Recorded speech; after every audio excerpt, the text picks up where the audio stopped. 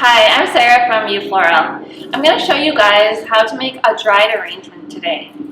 I have a small shop that's based in Victoria, but I ship dried flowers as well as fresh flowers to a number of different locations within Canada.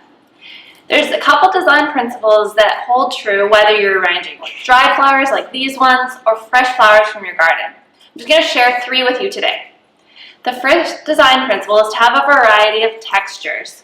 In this bouquet here, you can see that I have a variety of little tiny ones like these buttons, and then I have some larger pieces like the palms, and some white ones that are called status, as well as some of these ones that have a lot of movement to them.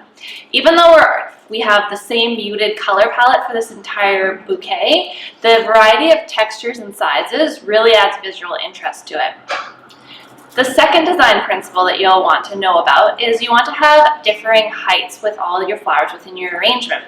So you can see here that I have some here that are called status, and they're at the very bottom of the bouquet. And then I have some tall ones and some nesting in the middle. So you want to have this to really add visual interest and have variety of heights here. The third design principle is that you want to have the flowers interspersed throughout the bouquet.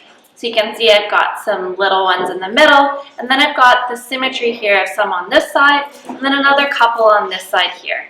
So we want to make sure our flowers are just interspersed throughout the bouquet and not just concentrated in any particular area. If you're wanting to create an arrangement that's sustainable, dried flowers are a great option. One thing you need to be considerate about is that your flowers and dried elements are actually the color that nature made them to be.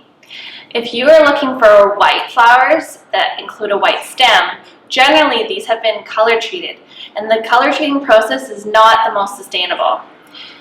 This bouquet that I'm holding here is all muted colors and it's all naturally dried, meaning it will last for years, but there's no chemical treating process involved with it. So this is the best way to go if you're looking for something sustainable, and this bouquet will last a lifetime. I hope you guys learned something from these 3 design principles that you can use within your own life, whether you're arranging for a wedding or just arranging for your own backyard. Thanks for watching.